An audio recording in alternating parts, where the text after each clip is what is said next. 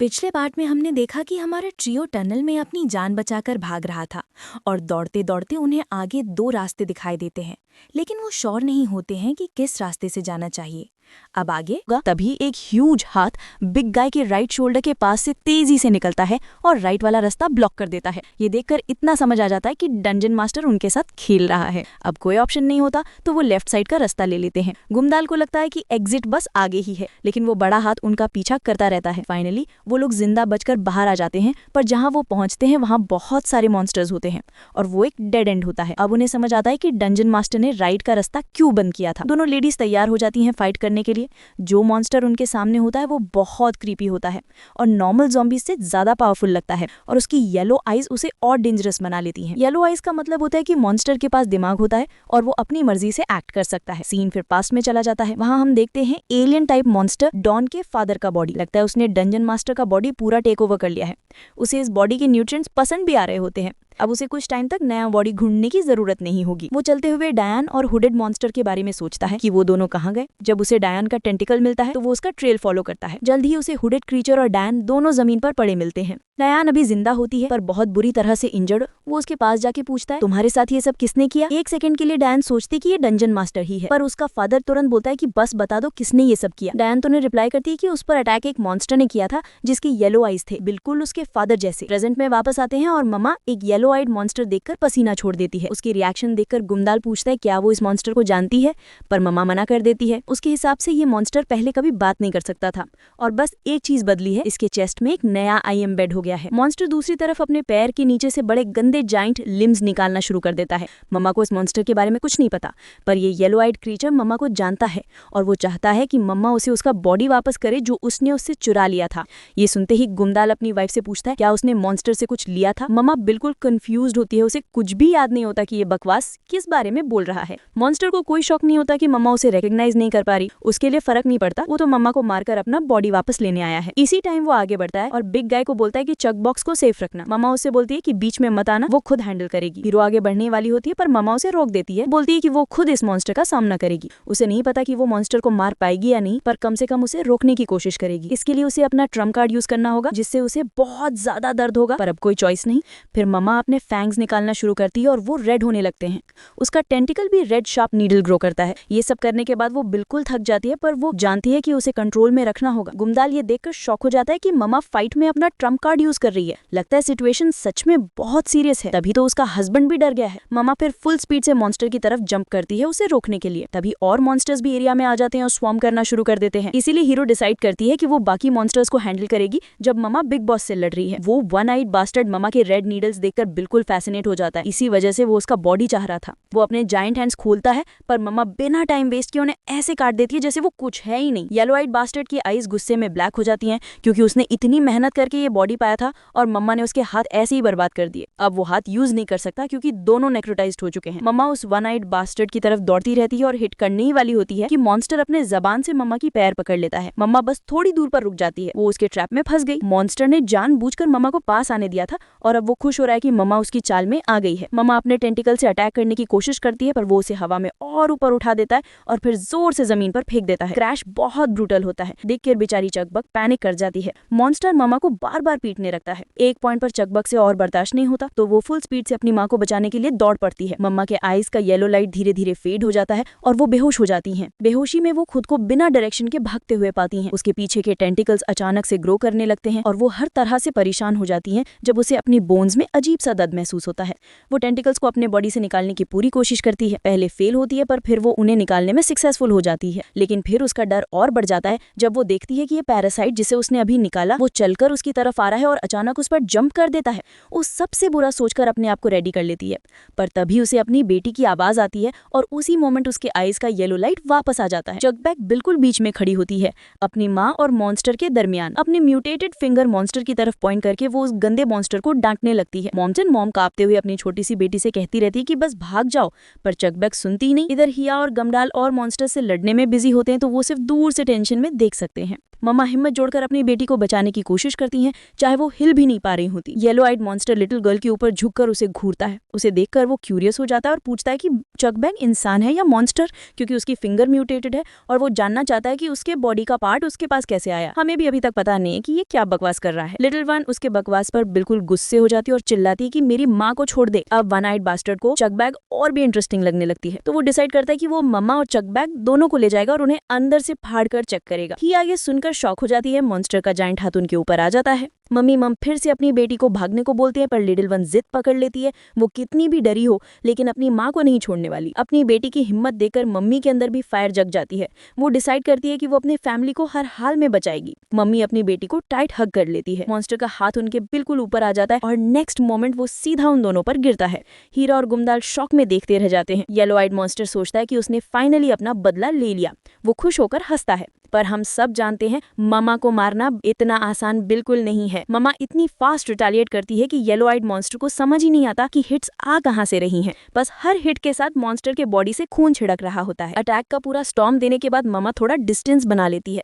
Monster का हाल बिल्कुल खराब हो चुका होता है और उसका पूरा बॉडी टूट फूट गया होता है और उसका फ्लैश मक्खन की तरह पिघलने लगता है। गुमदौल को भी समझ नहीं आता ममा के पास ये कैसी पावर आ गई है। उसने लाइफ में कभी ऐसी चीज देखी ही नहीं। लगता है ममा किसी तरह का अवेकनिंग से गुजरी है। अब उसके पास 2 विप्स होती हैं जिनके अंदर रेड नीडल्स लगी होती हैं। दूसरी तरफ एक कोले में सारे मॉन्स्टर्स चिल्लाते हुए अपनी जान बचाकर भाग रहे होते हैं। वो टोटली पैनिक में होते हैं क्योंकि पहले जो वायलेंट सा ब्रैड दिखा था वो उनके पीछे भाग रहा होता है और चिल्लाया जा रहा था कि मेरे साथ खेलो, पर ऑब्वियसली कोई भी इस क्रेजी ब्रैड के साथ खेलना नहीं चाहता। येलो आइड बास्टर्ड अपनी हालत देखकर और भी गुस्से में आ जाता है। ये नया बॉडी उसने मुश्किल से पाया था और मम्मा ने इसे बिल्कुल बर्बाद कर दिया।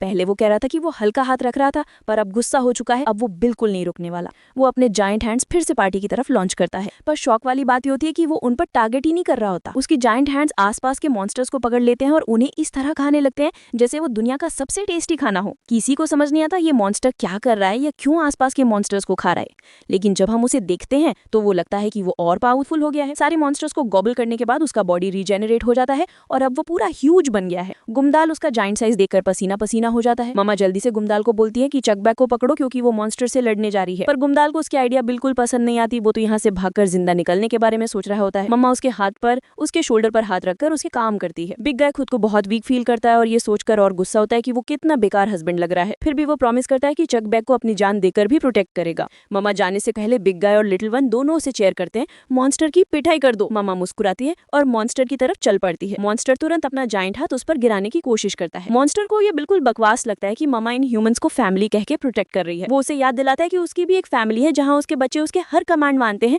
क्योंकि वो कहता है कि उनकी अपब्रिंगिंग के लिए उसने बहुत सैक्रिफाइसेस किए हैं। यही उसके हिसाब से ट्रू फैमिली होता है। मम्मा इस नॉनसेंस से बिल्कुल अग्री नहीं करती। वो 1 सेकंड में मॉन्स्टर के पीछे प्यार हो जाती है और कहती है कि ये फैमिली नहीं होता। सुनने में तो लगता है जैसे वो अपने बच्चों को स्लेव्स की तरह ट्रीट कर रहा था। बिना टाइम वेस्ट किए मम्मा अपने रेड नीडल्स उसकी तरफ शूट कर देती है, लेकिन येलो आइड मॉन्स्टर फ्लैश का शील्ड बनाकर अटैक को ब्लॉक कर लेता है। नीडल्स फ्लैश को जला देती है पर शील्ड को कंप्लीटली पियर्स नहीं कर पाती। मॉन्स्टर अपना ह्यूज हैंड स्विंग करता है और जैसे ही वो मम्मा से टकराता है मम्मा तुरंत अपने फैंग्स उसके हाथ में घुसा देती है। जहां वो काट लेती है वहां का फ्लैश जलना शुरू कर देता है। मम्मा उसके हाथ को जितना हो सके उतना पियर्स करती रहती है। एक मोमेंट पर मॉन्स्टर अपने फ्लैशी हाथ से मम्मा का पैर पकड़ लेता है और जोर से बांध देता है ताकि मम्मा बिल्कुल भी हिल नहीं सके। मॉन्स्टर को गुस्सा आ जाता है कि मम्मा ने उसका एक हाथ बर्बाद कर दिया, तो वो डिसाइड करता है कि अब वो मम्मा को इसका प्राइस चुकाएगा। वो अपना ग्रिप और टाइट करता है। उसका प्लान मम्मा की हड्डियां और ऑर्गन्स को क्रश कर देने का होता है। प्रेशर बढ़ता जाता है और मम्मा के लिए पेन बिल्कुल अनबेरेबल हो जाता है। वो धीरे धीरे बेहोश होने लगती है। तभी मॉन्स्टर अचानक घुटनों पर गिर पड़ता है और अच्छी बात ये होती है कि उसकी ग्रिप मम्मा से छूट जाती है। पता चलता है कि मॉन्स्टर का एक पैर क्लीनली कट हो गया था और ये काम किया था हीरो ने। हीरो तुरंत मम्मा को बोलती है कि भाग जाओ, मैं मॉन्स्टर को रोक लेती हूँ, पर ऑब्वियसली मम्मा भागने वाली नहीं। वो वापस उठती है और फुल स्पीड से मॉन्स्टर पर अटैक लॉन्च कर देती है और हीरो भी उसके साथ अटैक करने लगती है। दोनों मिलकर मॉन्स्टर को प्रिसीजन और स्किल के साथ अटैक करते हैं। वो उन्हें शॉक में देखता रहता है। उसे लगता है कि ये दोनों फाइटर्स एकदम परफेक्ट टीम वर्क से मॉन्स्टर को फिनिश कर देंगे। उसे पूरा यकीन हो चुका होता है कि अब जीत पक्की है, लेकिन तभी बैकग्राउंड में वो इरिटेटिंग बच्चे की आवाज फिर से सुनाई देती है जो सिर्फ खेलना चाहता था। चकबक एकदम शॉक हो जाती है क्योंकि ये वही ब्रैट है जिसने उसकी कैंडी चुराई थी। मम्मा अपनी बेटी को बचाने के लिए पूरी जान लगाकर फाइट कर रही होती है। हीरा दूसरी तरफ कंफ्यूज्ड होती है, क्या वो फाइट जारी रखे या चकबक को लेकर भाग जाए। अगर वो भागती है तो मम्मा और मम्मा दोनों मर सकते लगते हैं, पर भागने से वो चकबक को बचा सकती है। पर अंदर से हीरा डिसाइड कर लेती है कि वो इस मॉन्स्टर को गिराएगी ही। मम्मा भी बिल्कुल यही सोच रही होती है। दोनों का एक ही गोल होता है, इस बास्टर्ड को टुकड़े टुकड़े करना और सबको यहाँ से सेफ निकालना। तब मॉन्स्टर ट्रांसफॉर्म होना शुरू हो जाता है अपनी एब्सोल्यूट फॉर्म में, और भी बड़ा और भी मस्कुलर। अब वो पूरी कॉन्फिडेंस से कह रहा होता है कि सब लोग उसके हाथ से बेकार मीनिंगलेस डेथ मरने वाले हैं। अब थोड़ा ब्रैड पर फोकस करते हैं। वो भी चकबक को देखकर शॉक हो जाता है। गमडल मॉन्स्टर से एक वियर्ड स्मेल फील करता है और चकबक याद दिलाती है कि ये मॉन्स्टर अपने हाथ स्ट्रेच करके दूर तक मार सकता है। गमडल अनईजी हो जाता है क्योंकि ये लिटिल ब्रैड बहुत ज्यादा एंग्री लग रहा होता है। और गुस्सा क्यों नहीं होगा, थोड़ी देर पहले ही हमारी लिटिल गर्ल ने इसकी जान से मारी थी, बिल्कुल हेल्पलेस बच्चे की तरह। चकबक भी उसे देखकर इरिटेट हो जाती है और उसकी तरफ जीभ निकालकर टीज करती है। इससे ब्रैड और पागल हो जाता है और उसकी तरफ दौड़ पड़ता है। बट गमडल तुरंत अपनी बेटी को उठा लेता है और ब्रैड को दूर जाने को बोलता है। सरप्राइजिंग बात ये होती है कि ब्रैड रुक जाता है और थोड़ा पीछे हटने लगता है। गमडल हैरान रह जाता है, ये मॉन्स्टर तो उसके एक सिंपल लेग मूवमेंट से डरकर पीछे हट गया, क्या ये ब्रैड एक्चुअली वीक है? पर फिर उसे याद आता है अगर ये वीक होता तो दूसरे मॉन्स्टर्स की तरह भाग जाता, तो फिर ये यहाँ आया क्यों? अचानक ब्रैड की नजर फाइट की तरफ जाती है और अपनी माँ को देखकर वो एकदम शॉक हो जाता है। याद रहे ये डंजन मॉन्स्टर का बेटा है। गमडल को भी उसके मूड में डेंजरस चेंज महसूस होता है। इधर बैटल में धूल बैठती है और क्लियरली दिख जाता है कि हीरा बुरे तरह से हार चुकी है। वो जमीन पर पड़ी है, फाइट कंटिन्यू नहीं कर सकती। मम्मा भी मुश्किल से खड़ी है, ऑलमोस्ट खत्म हो चुकी। वन नाइट बास्टर्ड मम्मा को पकड़ लेता है। वो हंसकर कहता है कि चाहे मम्मा ने अपने फैमिली के लिए कितनी भी कुर्बानी दी हो या कितनी भी हिडन पावर यूज की हो, सब बेकार है। वो इंश्योर करेगा कि मम्मा डेथ से पहले सबसे ज्यादा दर्द और डिस्पेयर फील करे। वो अपना गंदा मुंह खोलता है मम्मा को चबाने के लिए, पर तभी सबका अटेंशन गमडल पर चला जाता है जो ब्रैड को अपने हाथ में उठाकर खड़ा होता है। गमडल फुल वॉल्यूम में मॉन्स्टर को धमकाता है, अगर तूने मेरी वाइफ को नहीं छोड़ा तो ये बच्चा मुश्किल में पड़ जाएगा। येलो आइड मॉन्स्टर शॉक हो जाता है। उसे याद आ जाता है कि ये डंजन मास्टर का ही बेटा है, पर समझ नहीं पाता कि गमडल एग्जैक्टली अचीव क्या करना चाहता है। गमडल अपनी बात बिल्कुल सीधी रखता है। वो जोर से बोलता है कि उसने इस बच्चे को हॉस्टेज बना लिया है। अगर मॉन्स्टर चाहता है कि उसका बेटा जिंदा रहे तो उसे मम्मा को अभी छोड़ना होगा। पर मॉन्स्टर हंस देता है। उसके लिए गमडल की धमकी बेकार रखती है क्योंकि वो डंजन मास्टर नहीं है, तो उसे क्या फर्क पड़ेगा किसी ब्रैड से। लेकिन वहीं कर मॉन्स्टर गलत साबित हो जाता है। अचानक उसका फिंगर अपने आप मूव करता है। ब्रैड चीखता रहता है और धीरे धीरे डंजन मास्टर अपने ही बॉडी पर कंट्रोल वापस लेने लगती है। वन नाइट बास्टर्ड फील कर लेता है कि वो कंट्रोल खो रहा है। ब्रैड और डंजन मास्टर एक दूसरे की आंखों में देखते हैं और तुरंत उनके दिमाग में पुरानी यादें फ्लैश होने लगती हैं। डंजन मास्टर को याद आ जाता है वो सारा प्यार जो उसने अपने बच्चे को दिया था। वो यादें इतनी स्ट्रांग होती हैं कि उसकी आंखों से आंसू बहने लगते हैं। येलो आइड बास्टर्ड समझ ही नहीं पाता कि सिर्फ एक इमोशन की वजह से वो बॉडी का कंट्रोल कैसे हार रहा है। पूरा बॉडी उसके खिलाफ रिएक्ट करने लगता है। बच्चा देखकर बॉडी और भी डिस्टर्ब हो जाती है। आखिरकार मॉन्स्टर का हाथ मम्मा को छोड़ देता है और वो नीचे गिर जाती है। वन नाइट बास्टर्ड पूरी पावर लगाकर वापस कंट्रोल लेने की कोशिश करता है और अपने शार्प क्लॉज से अटैक करने जा रहा होता है, पर तभी हीरो उसका हाथ एक्स से काट देती है। ये मम्मा के लिए परफेक्ट चांस होता है। वो तुरंत मॉन्स्टर पर एक हेवी स्लैश मार देती है। कट इतना बुरा होता है कि मॉन्स्टर का बॉडी बिल्कुल यूजलेस हो जाता है। गमडल अपनी वाइफ को देखकर खुश हो जाता है। उसे लगता है उसकी वाइफ ने लिटरली इम्पॉसिबल कर दिखाया है। हीरा भी शॉक्ड होती है। लिटिल चकबक तो मजे से देख रही होती है कि माँ मॉन्स्टर को हरा रही है, पर मम्मा जानती है कि फाइट खत्म नहीं हुई है। इस बार वो सीधा येलो आइड पैरासाइट को मारने के लिए अटैक करती है, बट पैरासाइट भी वापस अटैक करता है और मम्मा के हाथ पर एक बड़ा कट लगा देता है। मम्मा फिर भी नहीं रुकती। वो अपने पॉइजनस क्लॉथ से उसे फिनिश करने ही जा रही होती है, तभी अचानक डायन आकर अपने फादर को प्रोटेक्ट कर लेती है। मम्मा बिल्कुल शॉक्ड होती है। उसे लगा था ये लड़की तो मर चुकी होगी, पर मम्मा रिएक्ट करे इससे पहले उसके टेंटिकल्स में तेज दर्द फैल जाता है। वो ओवर एक्सर्ट हो चुकी थी। पेन इतना ज्यादा हो जाता है कि मम्मा गिरने लगती है। उसके साथ ही डंजन मास्टर का लाइफलेस बॉडी भी गिर जाता है क्योंकि अब उसे कोई होस्ट सपोर्ट नहीं कर रहा। दोनों बॉडीज एक साथ जमीन पर गिरती हैं। बाद में जब सब शांत होता है तो गमडल और चकबक मम्मा को ढूंढते हैं और सरप्राइज मम्मा खड़ी होती है, डंजन मास्टर के बॉडी को देख रही होती है। वो गुस्से में होती है क्योंकि पैरासाइट बच गया, पर साथ ही रिलीव्ड भी होती है कि फाइट खत्म हो गई। पर डंजन मास्टर अभी भी जिंदा है, बस बहुत वीक। मामा सोचती है कि ये परफेक्ट मौका है उसे हमेशा के लिए खत्म करने का। वो अपने पॉइजनस क्लॉज डंजन मास्टर की तरफ ले जाती हैं, लेकिन तभी डंजन मास्टर का ब्रैड रोक देता है। वो रो रो कर अपनी माँ को बचाने की कोशिश कर रहा होता है। माँ और बच्चा दोनों एक दूसरे से बात करने की कोशिश करते हैं। दर्द और प्यार दोनों उनकी आवाज में होते हैं।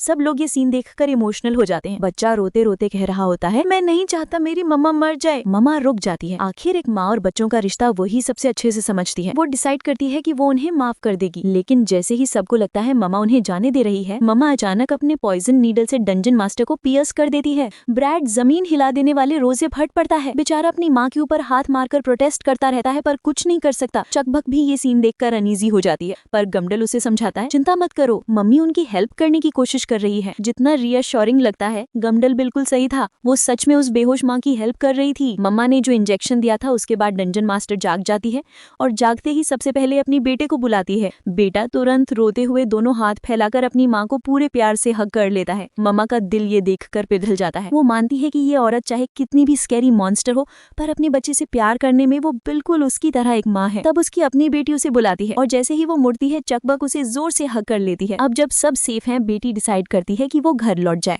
तीनों शांति से वहां से निकलने लगते हैं। चकबक पीछे मुड़कर ब्रैड को लास्ट गुड बाय वेव करती है और वो ब्रैड भी उसे वापस वेव कर देता है। बाद में हम देखते हैं कि डायन अपने फादर के साथ चल रही है। वो हेजिटेंट तरीके से पूछती है कि उन्होंने डंजन मास्टर को अब्सॉर्ब क्यों नहीं किया। फादर उसे रीअश्योर करते हैं कि उन्होंने ऑलरेडी दूसरों से काफी न्यूट्रिएंट्स ले लिए हैं। अब उनकी नजर सिर्फ ममा और हमारी लिटिल गर्ल पर है।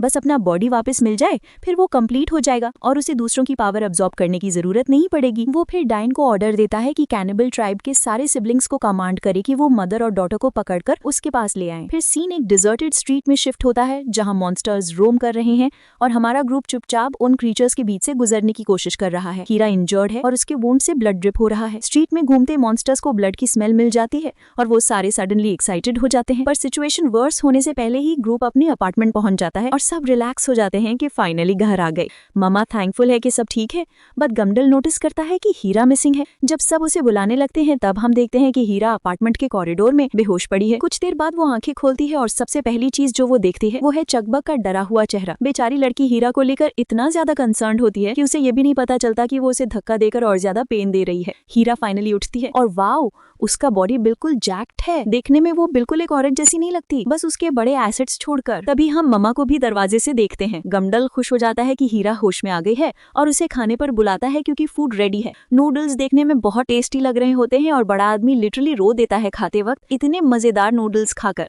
उसे याद भी नहीं कि लास्ट टाइम कब ऐसा गुड फूड खाया था। उधर बेचारी ममा चुपचाप बैठी होती है, थोड़ी एनॉयड भी, शायद इसीलिए क्योंकि सब लोग खाना एंजॉय कर सकते हैं पर वो नहीं। हीरा खाना खाने से पहले नोटिस करती है कि उसने जो आउटफिट पहना है वो उसका नहीं है। चकबक तुरंत बताती है कि उन्होंने हीरा के कपड़े धो दिए और ये आउटफिट उसकी माँ का है। हीरा को ये कपड़े थोड़े चाइल्डिश लगते हैं। इस बीच गमडल उसके जैक मसल से नजर ही नहीं हटा पा रहा था क्योंकि उसके जैकेट के नीचे उसे कुछ भी विजिबल नहीं था। इतनी इंजरीज देखकर भी वो समझ जाता है कि ये वुमन बिल्कुल नॉर्मल नहीं है। अब उसे ये बिल्कुल सरप्राइजिंग नहीं लगता कि वो पिछली बार एक सीजन्ड फाइटर की तरह लड़ रही थी। चकबक हीरा से चिपक कर बैठी होती है।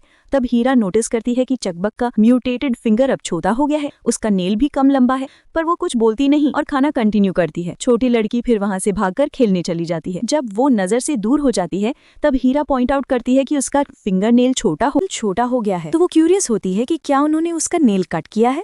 गुमदल तुरंत क्लैरिफाई करता है कि ऐसा कल से ही है और जब वो डॉक्टर के पास पहुंच जाएंगे तब पता चलेगा कि क्या हो रहा है।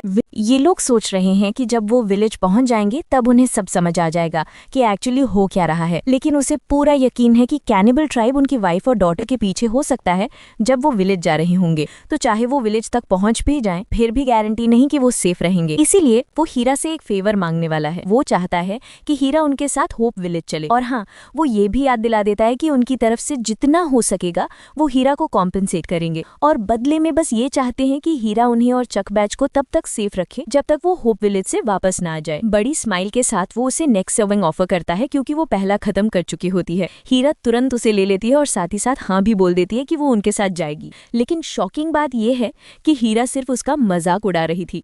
उसे पता था कि वो एक्सपेक्ट करेगा कि हीरा अग्री करे। हीरा क्लियरली बोल देती है कि सिर्फ इसलिए कि उसने डंजन में हेल्प की थी, इसका मतलब ये नहीं कि वो सब दोस्त बन गए। उन्हें ज्यादा खुश होने की जरूरत नहीं है। उसे कोई फर्क नहीं पड़ता कि वो मरे या बचे, वो उनके हेल्प नहीं करेगी। वो प्रॉमिस करती है कि वो उनके साथ तो जाएगी पर वो सिर्फ चक बैच को ही प्रोटेक्ट करेगी जैसे हमेशा करती है। बाकी सबको अपना ख्याल खुद रखना पड़ेगा। फाइनली वो बड़ा आदमी बोलता है कि ठीक है, वो अपना ख्याल खुद रख लेगा। उसकी वाइफ तुरंत मना करती है और पूछती है कि वो अकेला सब कैसे हैंडल करेगा, पर वो फिर रीअश्योर करता है कि उसे कोई प्रॉब्लम नहीं अपना ख्याल रखने में, तो उसे टेंशन लेने की जरूरत नहीं। फिर मम्मा का ध्यान हीरा पर जाता है। वो क्लियरली इरिटेटेड है कि ये लेडी इतनी जिद्दी क्यों है। उसे समझ नहीं आता कि हीरा चक बैच के पीछे इतनी क्यों पड़ी रहती है, जैसे वो उसकी अपनी अपनी बेटी हो। तभी गुस्से में चकबैच अंदर दौड़ती हुई आती है, बिल्कुल पिस्ट के कोई उसे ढूंढने नहीं आया। हीरा तुरंत अग्री करती है उसके साथ खेलने के लिए और एक सेकंड में उसकी मूड एंग्री से हैप्पी हो जाती है। लेकिन जैसे ही सब नॉर्मल लगने लगता है, चकबैच की माँ उसे पकड़कर साइड में खींचने लगती है। पर हीरा भी उतनी ही जिद्दी है, वो चकबैच का दूसरा हाथ पकड़कर उसे अपनी तरफ खींचने लगती है। दोनों लेडीज के बीच क्लियरली राइवलरी चल रही है,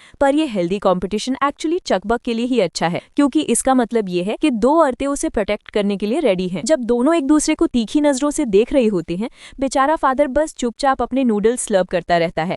उसे बस इतना सुकून है कि हीरा उनके साथ जाने वाली है। अब उन्हें बस एक अच्छी सी व्हीकल चाहिए जिसमें 4 लोग आराम से आ सके। सीन चेंज होता है और एक ग्रुप ऑफ बुलीज एक येलो हेयर वाली लड़की का पीछा कर रहे होते हैं। लड़की आगे एक रूम देखती है और तुरंत अंदर भाग जाती है, पर अंदर जाके उसे समझ आता है कि वो रेस्ट रूम में आ गई है, जहाँ से अब भागने का कोई रास्ता नहीं। ठग्स भी उसके पीछे अंदर आ जाते हैं। अब वो बिल्कुल नाइटमेयर वाली सिचुएशन में फंस चुकी है। लेकिन इससे पहले कि पता चले उसके साथ क्या होगा, सीन वापस हमारी ग्रुप पर आता है। ये लोग हर एक व्हीकल चेक कर रहे हैं एक एक करके, पर अभी तक एक भी फंक्शनिंग कार नहीं मिली। लगभग 20 कार्स चेक कर चुके हैं। गुमदाल को समझ नहीं आ रहा कि अब क्या करें। तभी हीरा उसे बोलती है कि बस चलना जारी रखो और खुद आगे बढ़ने लगती है। बिग गाय उसे रिमाइंड करता है कि इस तरह बाहर जाना डेंजरस है, स्पेशली क्योंकि वो अभी पूरी तरह से हील्ड भी नहीं हुई है। पर हीरा क्लियरली बोल देती है कि वो यहाँ चुप बैठकर कुछ नहीं करेगी। गुमदाल उससे आर्ग्यू करने की कोशिश करता है, पर लगता है कि उसके पास कोई जवाब नहीं। एंड में वो हार मानकर बस कहता है कि ठीक है, वो उसकी लीड फॉलो करे, पर पीछे ही रहना। हीरा तुरंत आगे आती है और उसके लेग में एक किक मार देती है, जिससे वो दर्द से तड़पने लगता है। अपना पॉइंट प्रूव करके हीरा सीधा बोलती है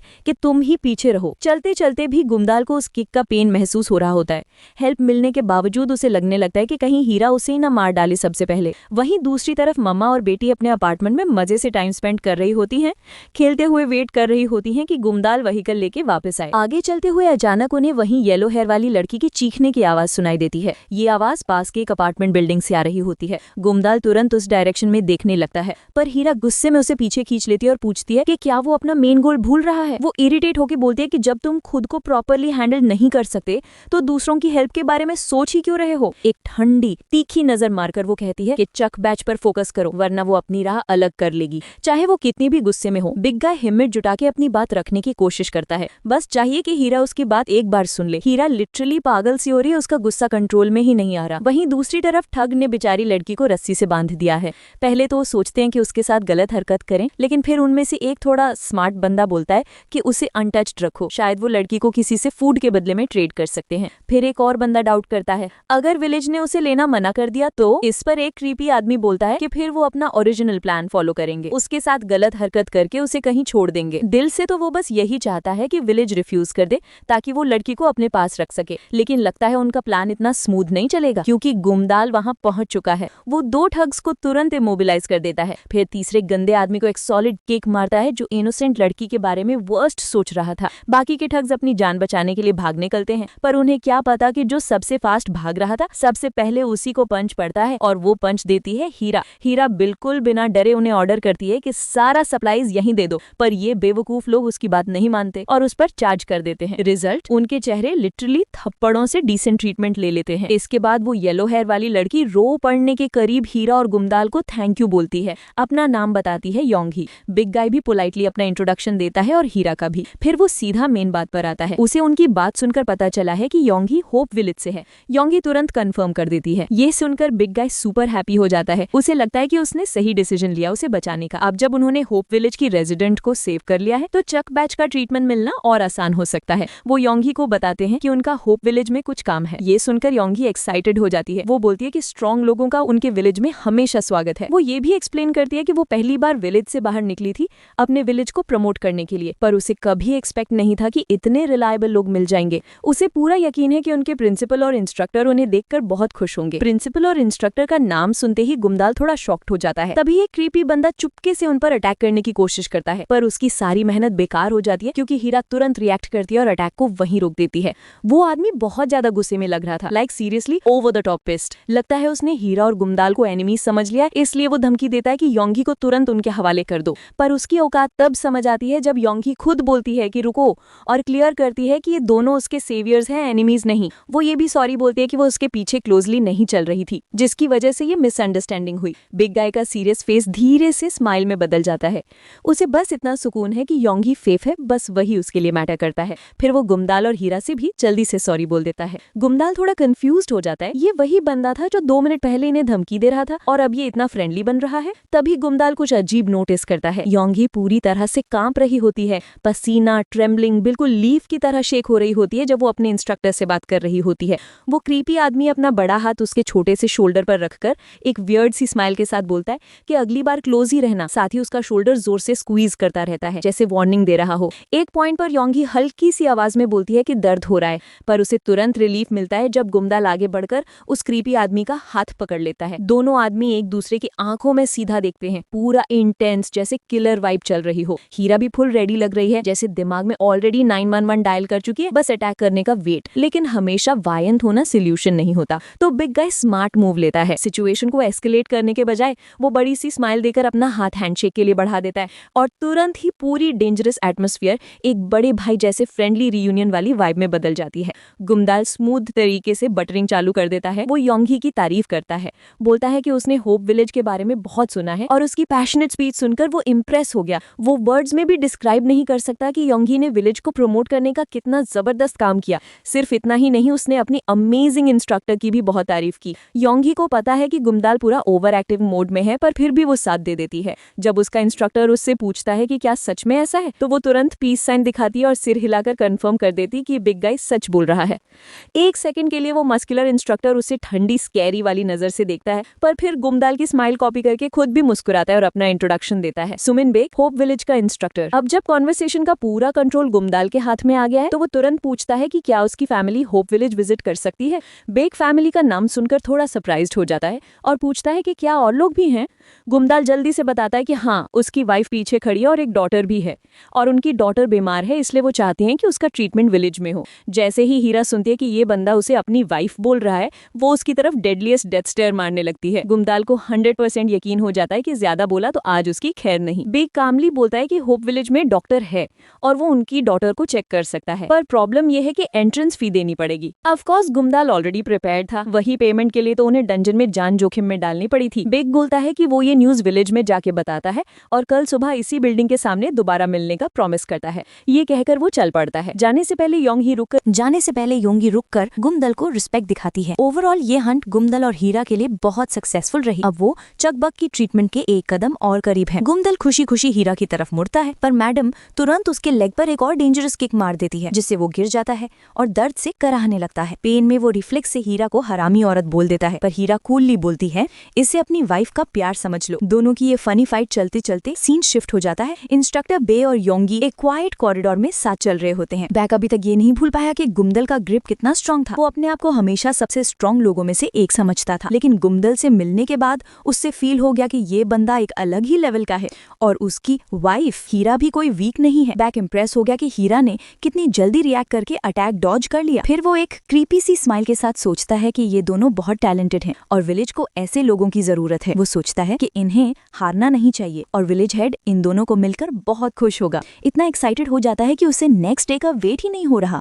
अगले दिन सुबह सबसे पहले हिया का अनॉयड फेस दिखाई देता है, क्योंकि उसे गुस्सा आ रहा है कि ये गोरिल्ला अभी तक पैकिंग कंप्लीट नहीं कर पाया। उधर मॉन्स्टर मॉम अपनी छोटी बेटी की उंगली को बैंडेज से ढककर श्योर कर रही है कि वो बिल्कुल कवर्ड रहे और एक्सपोज ना हो। मॉम बहुत डेस्परेटली उनके साथ जाना चाहती है, पर जा नहीं सकती क्योंकि वो एक मॉन्स्टर है। वो अपनी बेटी को समझाने की कोशिश करती है और आखिर में वो चकबक से परमिशन दिलाने में सक्सेसफुल हो जाती है, लेकिन गमडॉल तुरंत इस बात का अपोज करता है, जिसकी वजह से मॉन्स्टर मॉम फिर से सैड हो जाती है। गमडॉल भी उसे सैड देकर उदास हो जाता है, इसलिए वो उससे रीअश्योर करता है कि वो जल्दी ही वापस आ जाएंगे, उसे सिर्फ थोड़ा सा वेट करना होगा। उसकी वाइफ उससे प्रॉमिस करने को कहती है कि वो जरूर लौट कर आएगा और बिना सोचे समझे वो बड़ा आदमी तुरंत प्रॉमिस कर देता है और बोनस में उसके सर पर एक किस भी देता है। एक मोमेंट के लिए मॉम अपनी सिचुएशन को लेकर सैड फील करती है। काश वो भी एक नॉर्मल इंसान होती तो अपनी फैमिली के साथ कहीं भी जा सकती। ये सोचते हुए फादर और डॉटर अपने फाइनल गुड बाइज बोलते हैं और हिया, जो हमेशा एकदम स्ट्रिक्ट रहती है, वो भी मुस्कुरा देती है और फिर वो लोग निकल पड़ते हैं। उन्हें दूर जाते देख देखकर मॉम को लगता है काश वो भी एक नॉर्मल पर्सन होती और अपनी फैमिली के साथ खुशी खुशी घूमती, पर क्योंकि वो नॉर्मल नहीं है इसलिए वो इस अंधेरी अपार्टमेंट में अकेली रह जाती है। लेकिन वो जानती है कि उसका भी एक अपना रोल है, इसलिए वो तुरंत काम में लग जाती है। पता नहीं वो क्या करने वाली है, पर उम्मीद है जल्दी पता चलेगा। उधर हमारा ट्रियो फाइनली बाइक इंस्ट्रक्टर के वैन में बैठ चुका है। गमडाल डॉक्टर की स्किल के बारे में पूछता है। बाइक तुरंत उसके फेवर में बोल देता है, कहकर कि डॉक्टर को विलेज में किसी कारण से बुलाया गया है। गमडाल को अभी भी श्योर नहीं है कि सब कैसे होगा, पर वो होप करता है कि उसकी छोटी बेटी के लिए सब ठीक हो जाए। अपार्टमेंट में मॉन्स्टर मॉम पूरी तरह से कपड़े उतारकर कॉन्सेंट्रेट करती है। उससे लिटरली फील होता है कि क्रीचर का टेंटिकल उसके बॉडी के अंदर है। लगता है ये टेंटिकल कैनिबल ट्राइब के लीडर का है। अब समझ आता है कि वो क्यों बार बार कह रहा था कि उसे अपना बॉडी वापस चाहिए। दूसरी तरफ कैनिबल ट्राइब का लीडर कॉन्सेंट्रेट करता है और मॉम का एग्जैक्ट लोकेशन समझ लेता है। अब जब उसे पता चल गया है, वो अपने ग्रुप को बोलता है कि रेडी हो जाओ और डियान को लीड लेने को कहता है। उधर हमारी टीम होप विलेज पहुंच चुकी है। बिल्डिंग के एरिया में एंटर होते ही बाइक सबको अनाउंस करता है कि उतरते वक्त अपना सामान कार में ही छोड़ देना, बाद में मिल जाएगा। विलेज में आने के बाद भी गमडॉल अलर्ट रहना चाहता है और हिया को सिग्नल करता है कि साथ साथ एक्ट करे। हिया ऑब्वियसली उसको गुस्से से देखने लगती है, जैसे कह रही हो बॉस मत बनो। गमडॉल फिर अपनी बेटी की तरफ मुड़कर पूछता है कि उसे वो बात याद है जो पापा ने बोली थी। बेटी एक सेकंड साइलेंट होती है, फिर बोल देती है कि हाँ याद है। वो तुरंत एक्टिंग स्टार्ट कर देती है और हिया को मम्मी कहना शुरू कर देती है। हिया के पास कोई चॉइस नहीं होती, तो वो एम्बैरेस्ड होते हुए भी एक्ट करती है और उसे स्वीट हार्ट बोलकर सीन को नेचुरल दिखाने की कोशिश करती है। गमडॉल को क्लियरली पता चल रहा है कि दोनों की एक्टिंग कितनी ऑकवर्ड है। वैन रुक जाती है और जैसे ही बैकडोर खुलता है, एक बड़ा क्राउड ऑलरेडी खड़ा होता है ग्रुप को वेलकम करने के लिए। गमडॉल सरप्राइज हो जाता है इतने सारे लोग देखकर और इंस्ट्रक्टर से एक्सप्लेनेशन पूछता है। इंस्ट्रक्टर कामली बोलता है कि ये विलेज की ट्रेडिशन है, यहाँ के लोग नेचुरली विजिटर्स के बारे में क्यूरियस होते हैं, कोई डेंजर नहीं है, सब लोग हार्मलेस हैं। पर गमडॉल फिर भी अनकंफर्टेबल फील करता है। हिया तो सीधा अनॉयड दिख रही होती है। तब विलेज का हेड आगे बढ़ता है ग्रुप को ग्रीट करने के लिए। वो अपना इंट्रोडक्शन देता है हंग जुन किम, जो यहाँ इंचार्ज है, और कहता है कि सबको देखकर उसे बहुत खुशी है। बाद में विलेजर्स वैन का सामान उतारने लगते हैं। एक विलेजर तो वो बैग उठाने में स्ट्रगल करता है जो गमडॉल नॉर्मली इजीली उठा लेता है। ये बात गमडॉल के नोटिस से चूक नहीं जाती। विलेज बहुत लाइवली लगता है और गमडॉल भी इस वार्म होमली एटमॉस्फेयर को फील कर लेता है। बूढ़ा आदमी बताता है कि ये सब उनके विलेज का नॉर्मल डेली लाइफ है। वो बोलता है कि विजिटर्स को यहाँ घर जैसा फील देखकर उसे बहुत अच्छा लग रहा है, वो फीलिंग जो वो अपोकलिप्स के बाद से मिस कर रहा है। वो एक्सप्लेन करता है कि ये विलेज उनके लोगों की सच्ची होप और हार्ड वर्क का रिजल्ट है, जो पिछले 5 साल में बनाया गया था। शुरू में सब कुछ बहुत मुश्किल था, सब लोग से सर्वाइव करने की कोशिश कर रहे थे, इसलिए कॉन्फ्लिक्ट्स होना बिल्कुल नॉर्मल बात थी। शुरू में सब मैनेज करना मुश्किल था, पर टाइम के साथ विलेजर्स एक दूसरे से इतने जुड़ गए कि अब वो ओल्ड मैन उन्हें अपनी फैमिली मानता है। पर हिया को फिर भी लग रहा होता है कि इस आदमी में कुछ तो सस्पिशियस है। ओल्ड मैन फिर जल्दी से टॉपिक चेंज करके चकबा के ट्रीटमेंट की बात करता है। थोड़ी देर चलने के बाद वो एक रूम की तरफ पॉइंट करता है जिसके ऊपर हॉस्पिटल लिखा होता है। ओल्ड मैन एडमिट करता है कि बाहर से थोड़ा शाबी लगता है, पर उनके डॉक्टर किसी मजिशियन से कम नहीं है। गमडॉल उनका थैंक्स करता है, पर जैसे ही ओल्ड मैन थोड़ा दूर होता है, वो अपने डाउट्स क्वाइटली शेयर करता है। उसे लगता है यहाँ कुछ ना कुछ तो ऑफ है। हिया को भी हवा में सस्पेशन क्लियरली फील हो रहा होता है। सबसे वियर्ड चीज ये है कि विलेज में सिक्योरिटी बिल्कुल नहीं है। एंट्री पे गार्ड नहीं, रात को रोशनी नहीं और विलेजर्स के पास कोई वेपन्स भी नहीं है, जैसे पूरी जगह डिफेंसलेस हो। और ये और भी सस्पिशियस बनाता है। फिलहाल हिया डिसाइड करती है कि फोकस चकबा के ट्रीटमेंट पर ही रखा जाए, इसलिए वो इस डार्क सा हॉस्पिटल में एंटर करते हैं। जैसे जैसे नीचे उतरते हैं, रास्ता और अंधेरा होता जा रहा होता है, अंटिल वो एक पिच ब्लैक वार्ड में पहुंच जाते हैं। ये भी सोचना मुश्किल है कि किसी ने बेसमेंट में हॉस्पिटल बनाने का आने का आइडिया कैसे सोचा। वॉक करते हुए चकबक अचानक किसी चीज पर ट्रिप हो जाती है और आगे गिर पड़ती है। पेन में पड़ी हुई वो नोटिस करती है कि जिस चीज पर वो अटकी है वो कोई नॉर्मल ऑब्जेक्ट नहीं है। उसकी आंखों को एक हल्की सी रेड ग्लो दिखाई देती है और उसी मोमेंट उसके सर्वाइवल इंस्टिंक्ट्स एक्टिवेट हो जाते हैं। उसका बैंडेज्ड इंडेक्स फिंगर धड़कने लगता है और उसका नेल तेज से बढ़कर एक शार्प वेपन बन जाता है। इंस्टिंक्ट में वो उस हॉस्पिटल घोस्ट को अपने शार्प नेल से पिंच कर देती है। हम उस घोस्ट को देख पाते उससे पहले सीन कट हो जाता है। बाहर इंस्ट्रक्टर बाइक ओल्ड मैन के साथ हमारे ट्रियो की बात कर रहा होता है। पता चलता है कि ओल्ड मैन एक्चुअली उन्हें टेस्ट कर रहा है, एक टेस्ट जो फूड डे इवेंट में पार्टिसिपेट करने के लिए जरूरी है। बाइक टेंशन में पूछता है कि अगर ग्रुप टेस्ट पास भी कर दे और फिर भी पार्टिसिपेट ना करे तो क्या। वो ओल्ड मैन शांति से बोलता है कि अगर ऐसा हुआ तो उन्हें सिंपली खत्म कर देंगे और उनकी स्किन का यूज कर लेंगे बस। वो बाइक को बोलता है कि कपिल के साथ जो छोटी लड़की है उसके साथ एक्स्ट्रा काइंड बिहेव करे, क्योंकि उनके फाउंडर को उसमें स्पेशल इंटरेस्ट है। फिर सीन वापस चकबक पर आता है। उसकी स्क्रीम सुनते ही गमडॉल और हिया दोनों अलर्ट हो जाते हैं। बेचारी लड़की का हाथ उस क्रीपी ब्लैंकेट के नीचे वाले इंसान ने पकड़ लिया था और वो गुस्से में पूछ रहा था कि वो क्या कर रही है। तब हिया तुरंत रिएक्ट करती है, उस ब्लैंकेट वाले को पकड़कर नीचे पिन कर देती है, डैगर हाथ में लेकर। हिया डिमांड करती है कि ये आदमी तुरंत अपनी आइडेंटिटी बताए। जैसे ही वो ब्लैंकेट हटाती है, हम देखते हैं कि वो बंदा डर के मारे कांप रहा होता है। फाइनली वो हिम्मत जोड़कर बोलता है कि वो डॉक्टर है। हिया को बिल्कुल यकीन नहीं होता कि इतना पैथेटिक आदमी सच में डॉक्टर हो सकता सकता है। हीरा को बिल्कुल थोड़ी देर बाद गमडाल अपना सर झुकाकर मिसअंडरस्टैंडिंग के लिए सॉरी बोलता है,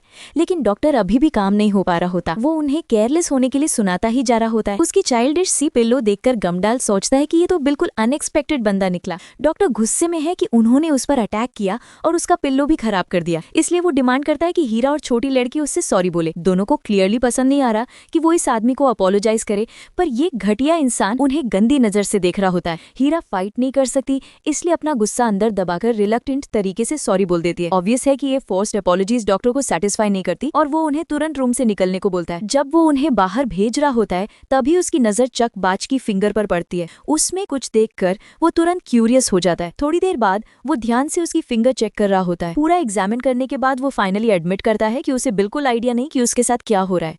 ये सुनते ही हीरा और गुस्से में आ जाती है और डॉक्टर को कोट से पकड़कर जमीन पर पटकने वाली होती है। उसका गुस्सा देखकर डॉक्टर डर जाता है और तुरंत एक्सप्लेन करना स्टार्ट कर देता है। वो बताता है कि ये सिम्टम्स बहुत रेयर हैं, यूजुअली उन लोगों में दिखते हैं जिनको मॉन्स्टर्स ने काटा हो या जिनकी ओपन वुंड में मॉन्स्टर का ब्लड चला गया हो, लेकिन उसकी बॉडी पर कोई बाइट मार्क्स या स्कार्स नहीं है। डॉक्टर मानता है कि उसने पहले कभी ऐसा केस नहीं देखा। गुड थिंग ये है कि अभी उसकी बॉडी में कोई प्रॉब्लम नहीं, पर डॉक्टर श्योर नहीं है कि फ्यूचर में भी सब ठीक रहेगा। फिलहाल उन्हें बस ये देखना होगा कि विलेज में रहते हुए चीजें कैसे चलती है।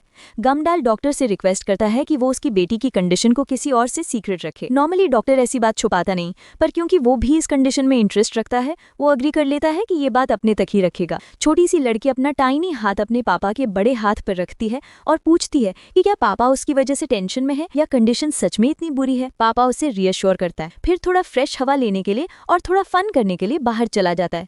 जब वो सैंड में खेल रही होती है, दोनों वहां बैठकर सोच में पड़ जाते हैं। बड़ा आदमी बिल्कुल क्लूलेस होता है कि क्या करे, क्योंकि उन्हें अब तक उसकी कंडीशन का कोई लीड नहीं मिला। इतनी मुश्किलों से यहाँ तक आए तो मॉन्स्टर मॉम को ये बड़े कावर बताना भी सही होगा या नहीं, वो श्योर नहीं है। जब वो पूरा होपलेस फील कर रहा होता है तभी हीरो खड़ी होती है और उससे कहती है कि अपनी बेटी के साथ ही रहो। वो उसे याद दिलाती है कि चाहे सिचुएशन कितनी भी बुरी क्यों ना हो और कोई रास्ता ना दिखे, एक पेरेंट को अपने बच्चे को सपोर्ट करना ही पड़ता है ताकि बच्चा गिर ना जाए। यही पेरेंट्स का फर्ज होता है। ये सुनकर बिग गाय के अंदर कुछ ट्रिगर होता है और वो तुरंत अपने आप को थप्पड़ मारकर होश में आता है। अब वो कॉन्फिडेंट खड़ा होता है। हीरो उससे पूछती है कि क्या कोई आइडिया है। वो कॉन्फिडेंटली बोलता है कि अगर वो डिगिंग स्टार्ट करें तो जरूर कोई ना कोई रास्ता मिल ही जाएगा। जब ये दोनों बात कर रहे होते हैं, हम देखते हैं कि योंगी एक पिलर के पीछे खड़ी एंग्शियस होती है, समझने के लिए कि वो यहाँ क्यों है। हम थोड़ा फ्लैशबैक में जाते हैं। विलेज चीफ ने उससे बोला था कि आज जो फैमिली आई है उन पर नजर रखे। चीफ श्योर होना चाहता था कि विलेज के लिए कोई थ्रेट ना हो, और क्योंकि वो डॉक्टर के ऑफिस के पास होंगे तो वो उन्हें वहां मिल जाएंगे। अगर कुछ अनयूजुअल लगे तो तुरंत रिपोर्ट करे। इसलिए वो उनका पीछा करते हुए डॉक्टर के ऑफिस तक आई और उसने भी चकबाज की म्यूटेटेड फिंगर देख ली। प्रेजेंट में वो एंग्शियस खड़ी होती है, तभी उसके शोल्डर पर कोई टैप करता है और वो डर के मारे उछल पड़ती है। जब वो मुड़कर देखती है तो वो उसकी माँ होती है,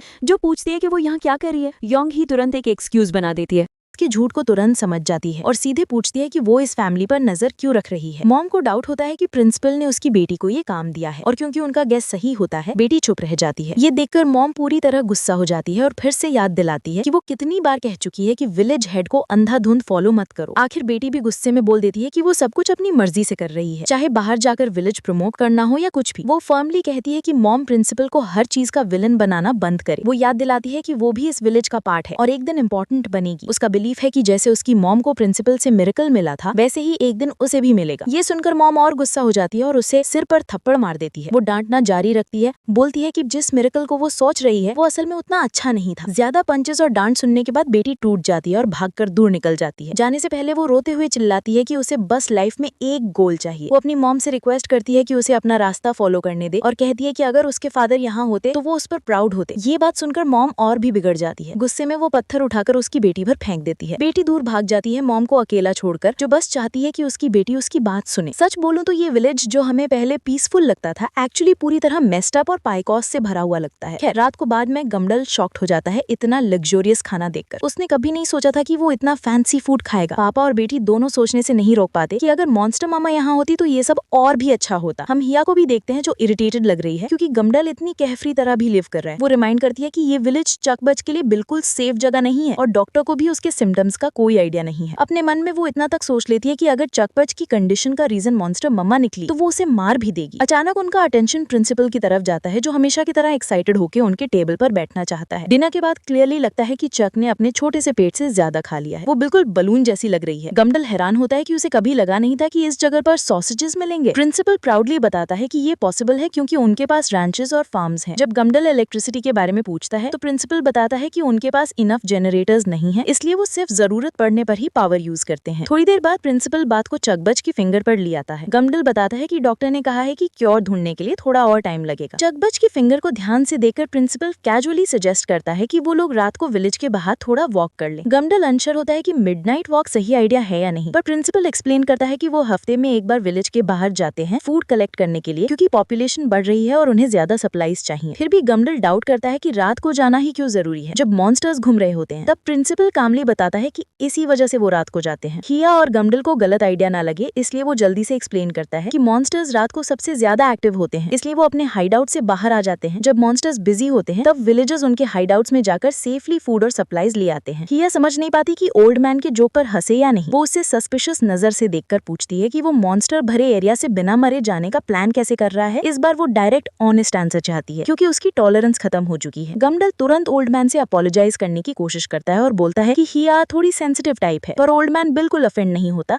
और इंसिस्ट करता है कि उसने जो कहा वो जोक नहीं था। गम्डल की माइंड में सिर्फ एक रिएक्शन होता है, व्हाट द फक, क्योंकि उसे भी लगा था कि ओल्ड मैन बस मजाक कर रहा था। वो आदमी फिर एक स्मग देता है और श्योर होता है कि जैसे ही वो उन्हें फूड्स डे का मिरेकल दिखाएगा सब उसकी बात मान लेंगे। सुबह होने वाली होती है और जब चकपच खेल रही होती है, हिया गम्डल के पास आकर पूछती है कि क्या वो सच में उस पागल बुढ़े की बात पर भरोसा करता है। गम्डल मानता है कि उसे खुद कुछ समझ नहीं आ रहा। हो सकता है ओल्ड कपल सिर्फ झूठ बोल रहा हो, लेकिन ये भी हो सकता है कि इससे चकपच का क्योर मिल जाए। अगर ओल्ड मैन की बात सही निकली तो चेक करना वर्थ है। हिया सीधे बोल देती है कि वो इस सबसे बाहर है। गम्डल को इसमें कोई सरप्राइज नहीं होता क्योंकि वो पेरेंट नहीं है। हिया भी ये बात एक्सेप्ट करती है कि जो पेरेंट्स फील करते हैं वो नॉन पेरेंट्स नहीं समझ सकते। फिर भी वो गम्डल को गुड लक विश करती है और कहती है कि वो अच्छी न्यूज का वेट करेगी। बड़ा आदमी समझ नहीं पाता कि हिया का इशू क्या है, पर वो क्लियरली कह देता है कि चकपच के लिए वो कुछ भी करेगा। रात होने पर गम्डल को अपने स्टूपिड डिसीजन पर पहले ही पछतावा होने लगता है। मैंने हिया की बात क्यों नहीं सुनी, यही उसके दिमाग में चल रहा होता है। उसके सामने वो क्रीपी ओल्ड प्रिंसिपल होता है जो अचानक जोर जोर से हंसने लगता है। ओल्ड मैन गम्डल से बोलता है कि आसपास देखो, रात की हवा फील करो, हवा का ठंडा ब्रीज एंजॉय करो और मूनलाइट की ब्यूटी देखो। पर गम्डल को कुछ भी एंजॉय नहीं हो रहा। उसके आसपास जितने लोग हैं इंक्लूडिंग हिम सब डर के मारे कांप रहे होते हैं क्योंकि हर तरफ मॉन्स्टर्स घूम रहे हैं। लेकिन इंस्ट्रक्टर, प्रिंसिपल और वो रोब वाली औरत बिल्कुल फियरलेस खड़ी होती हैं। पूरा एरिया लिटरली मॉन्स्टर्स से भरा होता है और गम्डल को सबसे क्रीपी लगता है कि मॉन्स्टर्स उन लोगों को घेर रहे हैं जो रेड क्लोथ्स पहने हुए हैं, पर उन पर अटैक बिल्कुल नहीं कर रहे। गम्डल नोटिस करता है कि रेड ड्रॉप्स पहने हुए लोगों में कुछ बच्चे भी हैं, जो उसे और ज्यादा शॉक कर देता है। जब एरियल व्यू दिखाया जाता है तो पता चलता है कि रेड ड्रॉप वाले लोग एक सर्कल बनाकर बाकी विलेजर्स को प्रोटेक्ट कर रहे हैं, एक नेचुरल शील्ड की तरह। और इस पॉइंट पर गम्डल एक बात को लेकर 100% श्योर हो जाता है। प्रिंसिपल क्लियरली मॉन्स्टर्स के बारे में कुछ जानता है। थोड़ी देर बाद विलेजर्स एक दूसरे से झगड़ा करने लगते हैं जो सप्लाईज उन्होंने कलेक्ट की हैं। एक बोलता है कि वो आइटम उसने पहले उठाया था, दूसरा बोलता है कि वो उसका है। इसी बीच इंस्ट्रक्टर बे धीरे से प्रिंसिपल से पूछता है कि क्या वो अभी शुरू करने वाला है। ओल्ड मैन पॉजिटिव आंसर देता है और बोलता है कि ये परफेक्ट मोमेंट है। एक स्मर्क के साथ प्रिंसिपल अपनी फिंगर स्नैप करता है और अनाउंस करता है कि अब वो उन्हें मिरेकल दिखाएगा। जैसे ही वो स्नैप करता है सारे मॉन्स्टर्स विलेजर्स पर जंप कर देते हैं। लेकिन अजीब बात यह है कि मॉन्स्टर्स उनको स्ट्रैंगल और पकड़ तो रहे हैं पर किसी को मारने की कोशिश नहीं कर रहे। पूरा सीन बिल्कुल ऑड और कंट्रोल लगता है। सब लोग पैनिक में चिल्लाने लगते हैं। ओल्ड मैन पहले भी विलेजर्स की डिस्पेयर देखता आ रहा था, लेकिन हर बार की तरह इस बार भी उसे ये सब देखकर मजा आ रहा था। उसे ह्यूमंस की हेल्पलेसनेस पैथेटिक लगती थी और उनके फियर में गिरकर मर्सी मांगना उसको अजीब तरह से क्यूट लगता था। फिर भी ओल्ड मैन थोड़ा डिसअपॉइंटेड होता है क्योंकि इंस्ट्रक्टर बे ने जिस बंदे को चूज किया था उसकी तरफ से कोई खास रिएक्शन नहीं मिल रहा। लेकिन बे प्राउड फील करते हुए बोलता है कि सीनियर, फ्रंट लाइन को ध्यान से देखें। जब प्रिंसिपल आगे देखते हैं तो शॉक हो जाते हैं। गम्डल अकेले मॉन्स्टर्स को तोड़फोड़ कर रहा है। वो मॉन्स्टर्स को ऐसे क्रश कर रहा है जैसे वो एबेकस के नंबर्स को दबा रहा हो। अब टेबल्स कंप्लीटली टर्न हो चुकी हैं। मॉन्स्टर्स खुद डर के मारे कांप रहे होते हैं गम्डल की इनसेन स्ट्रेंथ देखकर। गम्डल समझ नहीं पाता कि मॉन्स्टर्स ने अचानक उन पर अटैक क्यों किया। और सबसे स्ट्रेंज बात यह है कि रेड रोब्स वाले लोग बस साइड में खड़े कुछ नहीं कर रहे। इससे गम्डल और डाउटफुल हो जाता है कि शायद ये सब उन्हीं की प्लानिंग थी। उसे पता था कि रात को इधर घूमना डेंजरस है, पर इतने सारे मॉन्स्टर्स एक साथ मिलेंगे ये उसने कभी एक्सपेक्ट नहीं किया था। अचानक एक मॉन्स्टर उस पर जंप करता है और उसका हाथ काटने की कोशिश करता है, पर गमडाल उस क्रीचर को ऐसे पकड़ लेता है जैसे कोई ट्रैश बैग हो और आसानी से दूर फेंक देता है। लेकिन थोड़ी देर बाद और मॉन्स्टर्स पीछे से गमडाल पर जंप करते हैं। वो तुरंत रिएक्ट करता है, सुपरसोनिक स्पीड से घूमता है और सबके सर पर एक हैवी ब्लो मार देता है, जिससे वो सब जमीन पर फैले पड़े रहते हैं। इतने पावरफुल आदमी को एक्शन में देखकर प्रिंसिपल समझ नहीं पाता कि कैसे रिएक्ट करे। इतने टाइम से उसने कोई इतना इंटरेस्टिंग इंसान नहीं देखा था। अब वो समझता है कि इंस्ट्रक्टर ब्याक गमडाल को इतना रिस्पेक्ट क्यों देता है। गमडाल सिर्फ अपने बैकपैक से मॉन्स्टर्स को पुश कर रहा है। ये एक नॉर्मल इंसान से एक्सपेक्ट करने लायक नहीं था, पर चाहे गमडाल कितना भी स्ट्रॉन्ग हो, वो अभी भी इंसान ही है। आखिरकार इतने सारे मॉन्स्टर्स का प्रेशर उस पर पड़ने लगता है और लगता है कि वो हार जाएगा। जब मॉन्स्टर्स उसे चीरने ही वाले होते हैं, ओल्ड मैन डिसाइड करता है कि अब इस मैडनेस को रोकना होगा, पर उसके इंटरवीन करने से पहले ही वो शॉक हो जाता है। सारे मॉन्स्टर्स जो उसके आसपास थे एक सेकंड में ही खत्म हो जाते हैं। गमडाल एक हाथ में फ्लैशलाइट और दूसरे में एक्स पकड़े होता है। वो लिटरली मॉन्स्टर्स को तबाह कर रहा होता है। थोड़ी देर के लिए वो उन्हें पीछे ढकेल देता है, पर वो वापस आ जाते हैं। इंजर्ड मॉन्स्टर्स फिर अटैक करते हैं क्योंकि उनके वाइटल पॉइंट्स मिस हो गए थे। अगर वो उन्हें हील होने से नहीं रोक पाया तो बचने का कोई चांस नहीं, पर उसे पक्का लगता है कि कोई ना कोई रास्ता जरूर होगा। उसे सिर्फ फोकस करना होगा। जैसे वो ट्राई करता है, उसके दिमाग में हाया की वो बात फ्लैश होती है जहाँ उसने उसे वार्न किया था कि उस ओल्ड ग्रुप को फॉलो मत करो। अब उसे लगता है कि वो कितना इडियट था जो उसकी बात नहीं सुना। काश उसके पास भी चुकबाज की ममा जैसी पावर्स होती। वो हाया की तरह स्किल्ड होना चाहता है क्योंकि उसे अपनी बेटी को प्रोटेक्ट करने के लिए प्योर स्ट्रेंथ की जरूरत है, पर सैडली उसे पता है कि रियलिटी में ये पॉसिबल नहीं है। जैसे जैसे मॉन्स्टर्स उसके करीब आते जा रहे हैं, रेड हुड वाले क्रीपी लोग बस साइड से देख रहे होते हैं। अब गमडेल को लगता है कि वो पूरी तरह फंस गया है, तो वो डिसाइड करता है कि उस क्रीपी बुढ़े को भी साथ लेकर ही मरेगा। वो अपनी पूरी स्ट्रेंथ जोड़कर मॉन्स्टर्स को आउटरन और ओवरपावर करने की कोशिश करता है, पर मॉन्स्टर्स की ज्यादा संख्या उसे फाइनली जमीन पर गिरा देती है। जब उसे लगता है कि अब तो पक्का डेथ ही मिलने वाली है, उसके दिमाग में फिर से वो प्रॉमिस फ्लैश होता है जो उसने मॉन्स्टर ममा से किया था कि चाहे कुछ भी हो जाए वो हमेशा उसके और उसके बच्चे के साथ रहेगा, और रिटर्न में वो उसका हस्बैंड बनना चाहता था। उस वक्त मॉन्स्टर ममा ने वाइफ बनने के लिए हाँ भी कर दिया था, पर अब जब वो हेल्पलेस पड़ा होता है उसे बुरा लगता है कि वो अपना प्रॉमिस निभा नहीं पाया। पर सरप्राइजिंगली बूढ़ा आदमी ताली बजाना शुरू कर देता है और सारे मॉन्स्टर्स अचानक पीछे हट जाते हैं। वो उतनी ही जल्दी रिट्रीट करते हैं जितनी जल्दी आए थे और गमडॉल और विलेजर्स बच जाते हैं। सब सेफ है, पर जो डर उन्होंने फील किया वो उनके दिमाग में हमेशा के लिए बैठ गया है। प्रिंसिपल क्लेम करता है कि ये होप विलेज का मिरेकल है। इसी मिरेकल की वजह से सब लोग सेफ है। जब सब सोचते हैं तो उन्हें लगता है कि सच में उन्हें एक स्क्रैच तक नहीं लगा, कोई बाइट मार्क भी नहीं। बुढ़ा अपनी स्पीच कंटिन्यू करता है, विलेजर्स को बताता है कि वो मॉन्स्टर्स से दूर एक अच्छी लाइफ जी सकते हैं और एक होपफुल फ्यूचर पा सकते हैं, बस उन्हें उस पर ट्रस्ट करना होगा। वो प्रॉमिस करता है कि उनका फ्यूचर और भी बेटर होगा। नॉट सरप्राइजिंगली सब नए विलेजर्स रो पड़ते हैं और पूरा ट्रस्ट उस बुढ़े पर रख देते हैं।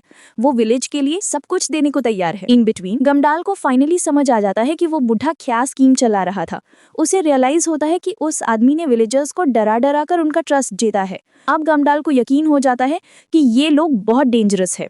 सीन फिर से डिमलाइट वाले अंडरग्राउंड वार्ड में शिफ्ट होता है। हम देखते हैं कि चुकबाज बेड पर लेटी हुई है और डॉक्टर बेड के नीचे पड़ा हुआ है। लगता है इस क्रेजी डॉक्टर को सोने में प्रॉब्लम हो रही है, स्पेशली जब दोनों लेडीज उसके ऊपर सो रही हैं। डॉक्टर जैसे ही कंप्लेन करता रहता है, हाया उसे एक डेथ क्लेयर देती है और इतना ही काफी था इस क्रीपी आदमी को चुप करवाने के लिए। अब जब उसका रोना धोना खत्म हो जाता है, दोनों लेडीज खुश है कि फाइनली उन्हें पीसफुली सोने का मौका मिलेगा। सीन शिफ्ट होता है ममा मॉन्स्टर के अपार्टमेंट में। रात हो चुकी है और ममा मॉन्स्टर को पूरा यकीन है कि कैनिबल ट्राइब उसके पीछे जरूर आएगा। उसे ये भी पता है कि शायद वो लोग उस टेंटिकल का यूज कर रहे होंगे उसकी लोकेशन ट्रैक करने के लिए। वो सोचती है कि कैसी वो येलो आइड आदमी बार बार उससे अपना बॉडी वापस मांग रहा था।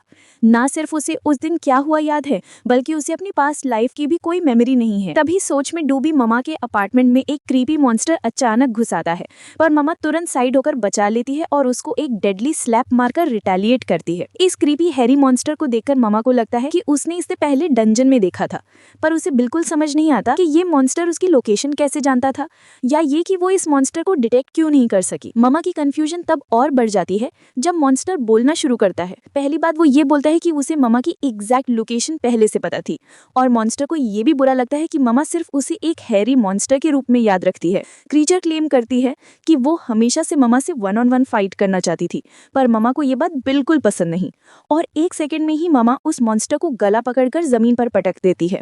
ये बात ममा को और पागल कर देती है कि ये मॉन्स्टर उसके थॉट्स पढ़ रही थी। और बात तब और खराब हो जाती है जब मॉन्स्टर खुद एडमिट करती है कि हाँ वो उसके थॉट्स पढ़ रही थी। ममा तुरंत पूछती है कि क्या ये क्रीचर कैनिबल ट्राइब से है या किसी और के साथ मिलकर काम कर रही है, पर ये हैरी मॉन्स्टर कोई जवाब नहीं देती, बल्कि चुप हो जाती है और वापस अटैक करने की कोशिश करती है। आपको प्रोटेक्ट करने के अलावा कोई ऑप्शन ना होते हुए ममा मॉन्स्टर के ऊपर से हट जाती है और वो हैरी क्रीचर तुरंत वहां से भाग जाती है। लेकिन ममा भी तुरंत अपनी नीडल से रिटेलिएट करते हैं। दुर्भाग्य से उसके पॉइजनस नीडल्स का उस मॉन्स्टर पर कोई खास असर नहीं होता। हैरी मॉन्स्टर स्मगली क्लेम करती है कि वो ममा के बारे में सब कुछ जानती है, जबकि ममा को ये तक नहीं पता कि ये क्रीचर है कौन। फिर मॉन्स्टर कैजुअली टॉपिक चेंज करती है और बोलती है कि ममा का एक चार्मिंग हस्बैंड है और एक अडोरेबल डॉटर है। वो ये भी बताती है कि ममा का परिवार एक्स वुमन के साथ विलेज गया है, और ऊपर से ये हैरी मॉन्स्टर ये तक जानती है कि कैनिबल ट्राइब भी ममा के पीछे पड़ा हुआ है। ममा को समझ नहीं आता कि ये मॉन्स्टर इन सब बातों से क्या प्रूफ करना चाहती है, और अगर ये कैनिबल ट्राइब से नहीं है तो फिर ये है कौन। हैरी वुमन थोड़ी सी ट्रांसफॉर्म होने लगती है और उसके बॉडी के हेयर्स टाइट होने लगते हैं। ट्रांसफॉर्मेशन के बाद वो ममा पे लॉन्च कर देती है। ममा शॉक रह जाती है क्योंकि ये मॉन्स्टर बिल्कुल उसकी तरह लग रही होती है। पर इन दोनों के फाइट शुरू होने से पहले ही सीन फ्लैशबैक में चला जाता है। ममा बताती है कि उसे हमेशा लगता था कि कोई उसे देख रहा है, पर जब भी वो चेक करती थी वहाँ कोई नहीं होता था। पहले तो उसे लगा कि वो थकान की वजह से ओवर थिंकिंग कर रही है, पर वो गलत थी। एक टाइम ऐसा था जब उसे हमेशा एक आइसी कोल्ड स्टेयर फील होती थी, और अब लगता है कि उसे फाइनली उन मिस्टीरियस नजरों का जवाब मिल रहा है जो वो हमेशा फील करती थी। मॉन्स्टर ममा को अपार्टमेंट से बाहर फेंक देती है, पर ममा तुरंत उस बास्टर्ड लेडी को एक किक मारकर वापस जमीन पर फेंक देती है, जबकि वो खुद सेफली ग्राउंड पर लैंड कर लेती है। उसे लगता है कि इतनी हाइट से गिरकर वो मॉन्स्टर मर गया होगा, पर वो गलत प्रूव हो जाती है जब ये वेनम जैसी हाइब्रिड वापस बिल्कुल ठीक ठाक खड़ी हो जाती है। लग रहा है ममा के पास अब कोई ट्रिक बची नहीं है। उसने पैरालाइजिंग पॉइजन यूज किया, मॉन्स्टर का हाथ तक काटने की कोशिश की, पर कुछ भी उस स्ट्रेंज क्रीचर पर काम नहीं कर रहा। फिर भी ममा गिव अप नहीं करती। उसे यकीन है कि कोई ना कोई तरीका जरूर होगा इस हैरी क्रीचर को ओवरपावर करने का। लेकिन मॉन्स्टर जो ममा के सारे थॉट्स सुन रही होती है, स्मगली याद दिलाती है कि ममा ने ऑलरेडी सब कुछ ट्राई कर लिया है। क्रीचर के मुताबिक ममा उसे हरा ही नहीं सकती, और वर्स्ट बात ये कि मॉन्स्टर क्लेम करती है कि वो ममा की हर इमोशन फील कर सकती है। जैसे ही ममा के दिमाग में फियर आता है, वो क्रीपी क्रीचर भी वो ही फियर फील करती है। आखिर ममा जितनी स्पीड से भाग सकती है उतनी स्पीड से वहां से भागती है। उसे पता है कि उसे एस्केप करना ही होगा, क्योंकि उसके अंदर से एक स्ट्रॉन्ग फीलिंग आ रही है कि ये मॉन्स्टर बहुत ही डेंजरस है। पर लगता है ममा के पास कभी चांस था ही नहीं। दूर तक जाने से पहले वो क्रीपी मॉन्स्टर उसे पीछे से पियर्स कर देती है। मॉन्स्टर बोलती है कि ममा अब उसकी एग्जिस्टेंस को डिनाई नहीं कर सकती, इसलिए सच का सामना करे। मॉन्स्टर ममा को बार बार पियर्स करती रहती है। अटैक रुकता ही नहीं, खून उड़ता है, ममा का बॉडी फटता जाता है, और आखिर में ममा ब्लड लॉस और टॉर्न लिम्स की वजह से थक कर गिर जाती है। ये ममा की फोटोकॉपी इसलिए फ्यूरियस है क्योंकि रियल ममा उस पर बिल्कुल अटेंशन नहीं दे रही। वो सिर्फ ये चाहती है कि उसे एक्सेप्ट किया जाए। इस बीच ममा को अपनी लाइफ स्लिप होती महसूस हो रही है। जैसे ही वो डेथ के करीब होती है, प्लेजेंट मेमोरीज उसके दिमाग में फ्लैश होने लगती हैं। उसका माइंड उस दिन की तरफ चला जाता है जब उसने अपने बच्चे को जन्म दिया था, और उस फ्लैशबैक में हम देखते हैं कि उसका बच्चा भी उस हैरी मॉन्स्टर की तरह बालों से ढका हुआ था। अचानक ममा उस नाइटमेयर से झटके से बाहर आ जाती है। उसका बॉडी पूरा पसीने से भीगा होता है, पर कुछ समझने या सांस लेने से पहले ही वो देख लेते हैं कि कैनिबल ट्राइब उसके ऊपर खड़ी है। ममा को बाहर ले जाने के बाद डियान उसके मुंह पर जितनी जोर से मार सकती है उतनी जोर से पंच कर देती है, पर यहाँ डियान ही स्टूपिड साबित होती है क्योंकि ममा के शार्प फैंग्स उसके हाथ को काट देते हैं और उसका हाथ खराब हो जाता है। इससे डियान और गुस्सा हो जाती है और ममा को किक करने लगती है। कैनिबल ट्राइब का एक बंदा बोलता है कि ममा बिल्कुल उसकी टाइप की है, और क्योंकि उसका एक बच्चा भी है तो उसके लिए तो और भी अच्छा। ये सुनकर क्लियरली समझ आता है कि ममा कभी भी इतने गंदे इंसान के साथ नहीं रहना चाहिए, तो वो सीधा बीच में एक नट क्रैकिंग किक देती है जिससे वो दर्द से पागल हो जाता है। जब डियान रिटेलिएट करने आती है, उसे भी एक स्ट्रॉन्ग किक पड़ता है और वो सीधी वॉल से टकरा जाती है।